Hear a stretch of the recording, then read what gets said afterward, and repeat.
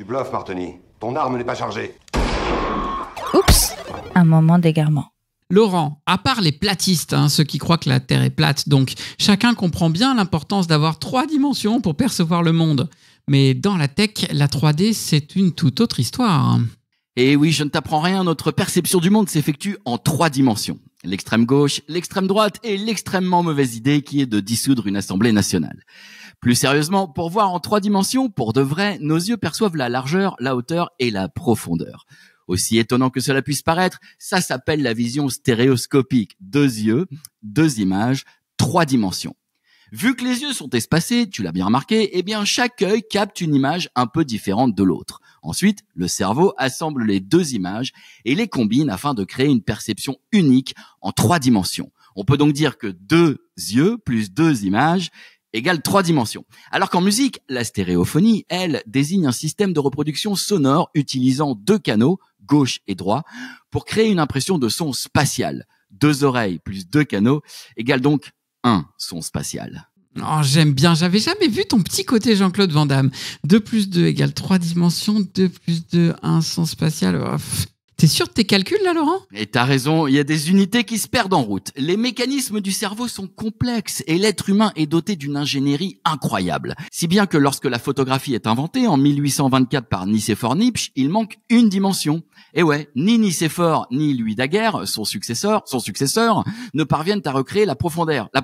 La largeur et la hauteur facile, mais point de profondeur. Logique en même temps, puisque l'on reproduit une perception sur un support plat, donc sans profondeur. La dimension perdue, oh c'est un bon titre de film ça.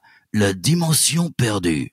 La dimension perdue, donc, ne sera pas retrouvée en 1885, lors de l'invention du cinéma par les frères Lumière, ni en 1925, lors de l'arrivée de la télévision.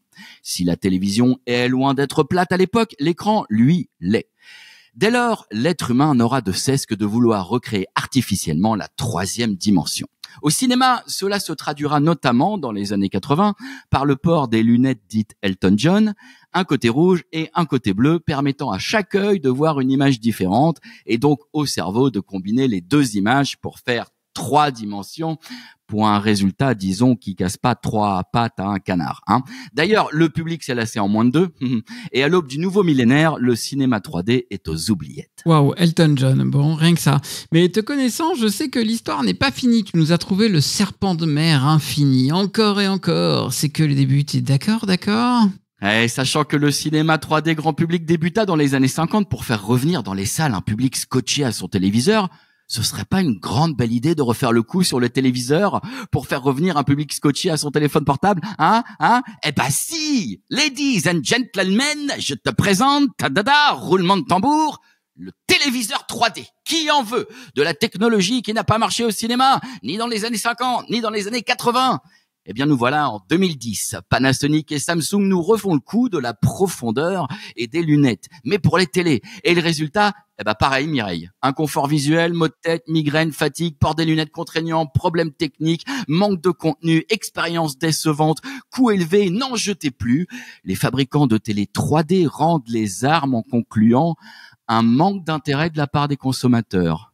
C'est marrant, j'aurais pas deviné. 1950, 1980, 2010, la 3D revient donc toutes les 3 décennies. 3D donc. J'ai hâte de voir 2040, l'intelligence artificielle en 3D. D'ici là, ouvrez grand vos yeux, vos oreilles, vos narines, vos papilles et vos pores et profitez pleinement de la profondeur des sens qu'aucune technologie n'a encore égalée. French Tech, esprit critique pour Tech Éthique.